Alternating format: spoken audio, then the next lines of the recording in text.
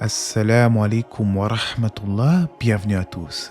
L'origine du Big Bang, à savoir l'expansion de l'univers il y a plus de 13 milliards d'années, demeure encore un mystère pour ceux qui n'adhèrent pas au théisme. Le théisme, c'est la croyance au fait qu'un Dieu créateur est à l'origine de l'univers. Dans cette vidéo, je vous propose une petite analyse sur la question de l'origine de l'univers. Quelle est l'explication la plus rationnelle ? Au centre de ce schéma, voici le Big Bang, de là où tout a commencé, la singularité initiale. Puis, voici maintenant les principales divergences philosophiques et religieuses concernant la question. On va tenter ensemble de procéder par élimination en vérifiant si telle explication du monde semble cohérente ou non. Commençons par l'athéisme. L'athéisme renvoie au fait de nier l'existence d'un Dieu créateur qu'ils assimilent à une chimère. Selon les athées et les agnostiques, comme le Père Noël ou la petite souris, il n'y a aucune raison valable de croire en Dieu puisque nous ne pouvons prouver son existence ou son inexistence. Or, comme nous l'avions vu dans mes 3 dernières vidéos concernant l'ajustement fin des lois de l'univers, la complexité du vivant et l'origine de la matière, il est totalement inimaginable qu'un univers aussi bien organisé soit apparu spontanément sans une cause au préalable. Une cause première doit nécessairement exister, car personne ne peut envisager qu'un avion pourrait se créer de lui-même à partir de rien sans avoir été conçu. Cette cause doit être puissante d'ailleurs, vu qu'elle a créé l'univers. Elle doit être intemporelle, vu que l'espace et le temps sont apparus avec la singularité initiale. Et cette cause, finalement, doit être dotée de connaissances, vu la complexité des règles qui régissent le cosmos. Et toutes ces implications renvoient à un Dieu créateur, car Dieu peut créer avec puissance, il est omnipotent, il a une connaissance infinie, car il est omniscient, et il transcende l'espace et le temps, car il en est lui-même le créateur. Certains athées, dont Richard Dawkins, ont parfois proposé l'hypothèse de la panspermie qui postule que les organismes vivants sur Terre seraient peut-être issus d'une contamination extraterrestre. Mais là encore, cela ne répond nullement à la question de l'origine de l'univers. D'autres ont émis l'hypothèse des multivers, et on en avait déjà parlé. Il n'y a aucune preuve tangible qui viendrait à étayer cette théorie en l'état actuel de nos connaissances. En définitive, l'athéisme ne pourra jamais répondre à la grande question de l'origine, car il se refuse à admettre l'existence d'un créateur incréé. Certains, comme Albert Einstein, croyaient quant à eux que l'univers est si complexe qu'il y a forcément une force derrière toute cette organisation. Il ressort de ses écrits qu'il croyait au Dieu de Spinoza, un Dieu impersonnel qui ne se soucie guère du destin des hommes. Cette doctrine de Spinoza propose que Dieu serait un grand tout dont l'univers lui-même ferait partie intégrante de son essence. C'est le panthéisme, le wahdatul wujud en arabe. À noter que cette croyance a même été attestée chez certains partisans du soufisme, ce qui est assez surprenant d'ailleurs, vu que les textes islamiques mentionnent que Dieu est distinct de sa création, il est au-dessus de sa création. De plus, comme l'athéisme, le panthéisme ne résout toujours pas la question de l'origine de l'univers, car selon cette doctrine, Dieu existerait à l'intérieur même de sa création.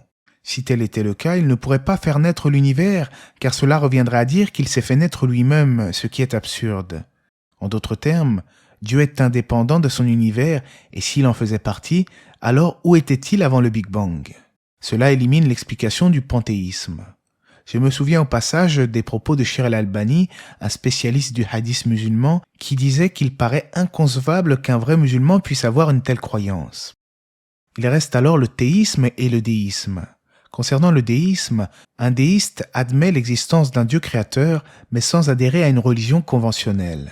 Pour lui, Dieu a bien créé l'univers, mais se désintéresse de sa création, il est impossible de déterminer ses attributs et il n'a envoyé aucune révélation.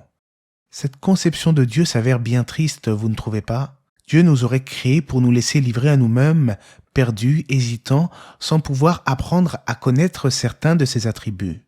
De surcroît, cela n'explique pas comment les prophètes appelant monothéisme ont été pourvus de signes et de miracles provenant de Dieu. Si le théisme est donc la seule explication convaincante quant à l'origine de l'univers, vient maintenant la question que se posent la plupart des gens, quelle est la religion de vérité ?